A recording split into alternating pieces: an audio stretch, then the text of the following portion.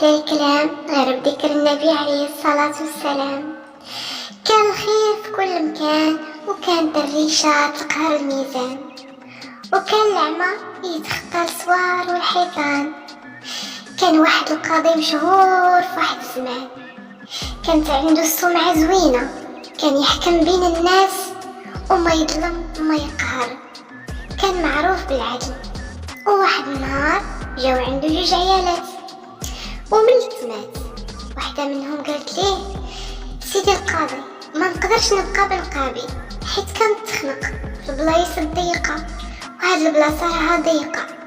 واش تسمح لي يا مولاي القاضي نزول نقابي ونخلي وجهي مكشوف؟ وهي تقول ليه الثانية: اسيدي القاضي، هذه راه لفعة وكدابة، ربي عطاها الزين باش تفتن به وتخلي بحالك يحكموا لصالحها. هو يقول القاضي: دابا شكون فيكم تقول لي شنو المشكل؟ ووحدة منهم قالت: انا نبدا. سيدي القاضي، في صغري ما تبا، وعمتي تولدت ريعيتي وتربيتي حتى وليت نقول ليها ماما، حتى جاني الخاطب، وكان الخاطب ولد عمي وزوجتني به عمتي. من بعد 3 سنين ولا 10 كانت عشرة زوينة ما فيها لا خصام ولا غبينة.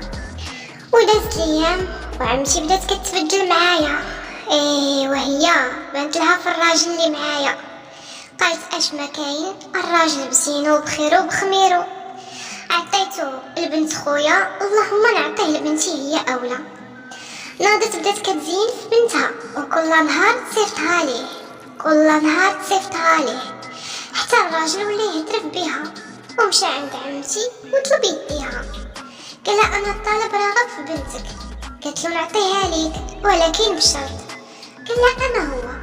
قالت له: اجعل مصير مرتك الاولى بين يديا. ووافقها وقال لها مرحبا، وفعلا زوجته بنتها. ونهار عرس بنتها براجلي جات عندي عمتي وقالت لي: راجلك تزوج بنتي وعطاني المصير ديالك، نتحكم فيه كيف ما بغيت. ايوا دابا راكي مطلقه. ايوا يا مولاي القاضي، ما بين ليله ونهار وليت مطلقه.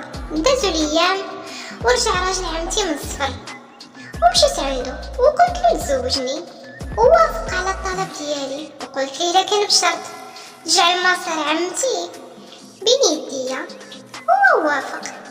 ومشيت عند عمتي قلت لها: عمتي الغزاله، عندي لك خبر الخير، راجلك العزيز عطاني نتحكم مصيرك معاه، ودابا راكي مطلقه وانا مزوجاه. ايوا وحده بوحده مولاي القاضي. صدم القاضي وحط يديه على راسو ووقف، وهي تقول ليه: مولاي القاضي، رجع جلس، مازال ما كملت ليك، انا عاد بديت ليك. ايوا يا مولاي القاضي، من بعد واحد المده مات راجلي اللي كان راجل عمتي. ايوا يا سيدي، جات عمتي كطلب في الورث من طليقها اللي مات. قلت لها: وشنو علاقتك انتي في الميراث؟ وهي تمشي في حالها. دازت العده ديالي وهي ترجع عندي للدار. جات عمتي وبنت عمتي اللي خدات لي راجلي الاولاني، وجا راجلي الاولاني معاها. قالك: اش ما كان غادي نحكم بيناتكم في الميراث. وفاش شافني يا مولاي القاضي تفكر ايامنا وليالينا، وتفكر على ضحكنا وغنينا، وحن على عشرته معايا. وقلت ليه: تبغيني نرجع ليك؟ قال لي: قلت ليه بشرط مصير مرتك اللي هي بنت عمتي يكون بين يديا. ووافق. ايوا يا مولاي القاضي، مشيت انا عند بنت عمتي ودقيت عليها هي وعمتي وقلت لهم: عندي لكم اخبار زينه. طاروا بالفرحه يصحابهم الورث اللي ورثتو غادي نعطيه لهم. وانا نقول لهم: ايوا يا بنت عمتي، مصيرك مع راجلك بين يديا، وراجلك سلموا ليا. ايوا يا لالا، راكي مطلقه وراه تزوج بيا. القاطع حتى يديه على فمو وعلى راسو وقالوا: دابا فين السؤال؟ وهي تقول لي عمتها: واش ماشي حرام مولاي القاضي نطلقو انا وبنتي وتاخد هي رجال بجوج وتزيدها حتى بالميراث؟